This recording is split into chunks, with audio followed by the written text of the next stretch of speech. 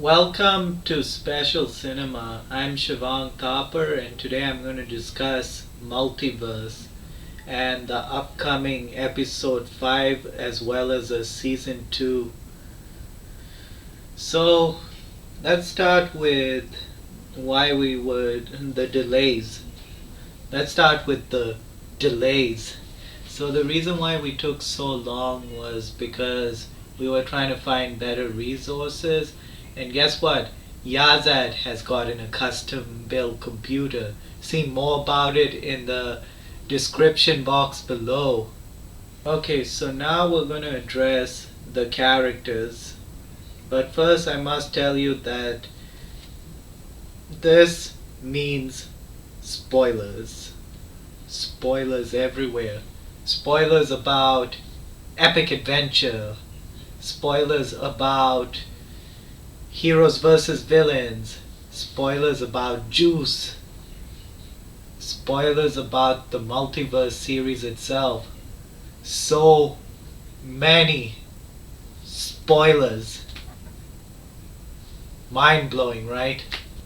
Like Epic Adventure is about Shivang working for a boss. Basically, he kills them and then he becomes dictator, but again, the boss deserves it because basically he's evil and he's trying to take over the world. But Shivang decides, okay, I can become evil too after killing the boss.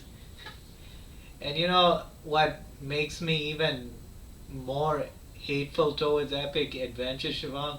The fact that he doesn't even have fondness for the boss he worked all these years for. He's just like, oh, okay, you know, Arturo. He's not the bad guy, and my boss wants to kill him. Let me just turn my back on him. I mean, no actual emotions towards turning his back on the boss. Just I have to do it because the boss is now evil and he's been lying to me. Simple as that. Also, the way Epic Adventure Shivang murders Patrick is still messed up. Basically, you know how someone can just shoot an energy ball or maybe gun you? What Epic Adventure Shivang does is let me just absorb the life energy out of my boss to death. Let me just do that. I mean, you could just do like basically a quick death, but it's like, no, let me give him a slow, painful death, because that's fun. And then let me take the mask and absorb all his powers and become even twice as powerful. I mean, he's supposed to be the hero, but is he really?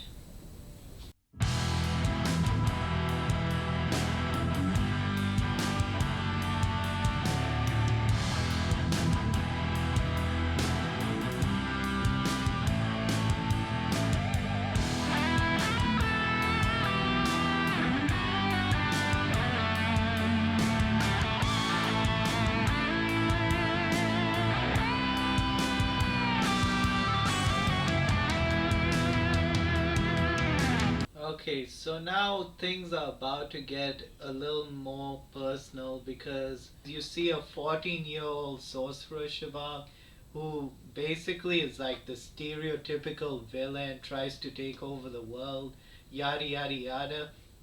But I think where his growth actually starts to develop is basically when his version of Kaizet from the Heroes versus Villains universe actually kills him. And yes, I know he is alive later on, but that's also explained in episode 4 of Multiverse, which I can't show because of copyright.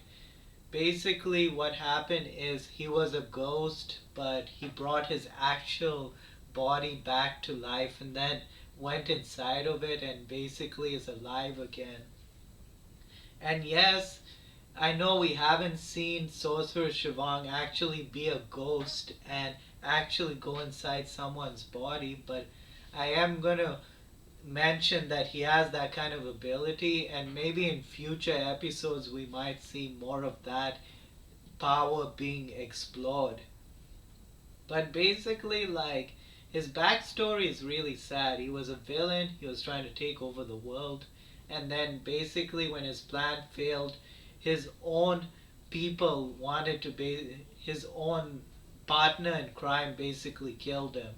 And then, yes, of course, Kaiser does die by the hands of Samuel, who's a hero, but it doesn't take away from the fact that basically Sorcerer Shivang had to experience death, be brought back to life by his own hands, and then have to basically reflect heavily on how his horrible plan basically caused for his own demise.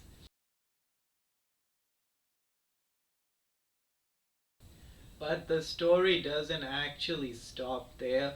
We also have the Wood Fairy from episode 2, someone that's working with Sorcerer Shivang currently.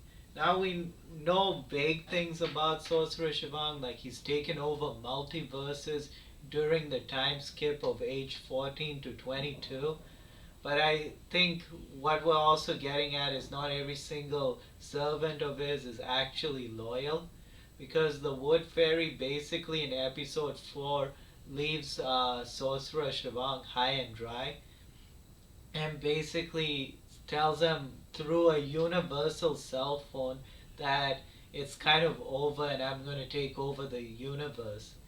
And it's actually like, Sorcerer Shivang doesn't really care. He's like, now the time verse has opened because something specific happened to make it open. Plus, it's also the fact that he knows, like, the spiritual warriors that he's trying to run away from are actually now going to be distracted by the Wood Fairy, giving him and Kaiser a perfect escape into the almost impossible to go into time verse. And he also knows, like, once he gets into the time verse, it's going to take them a while to actually get them out of the time verse. So that means a lot of training for him and Kaiser.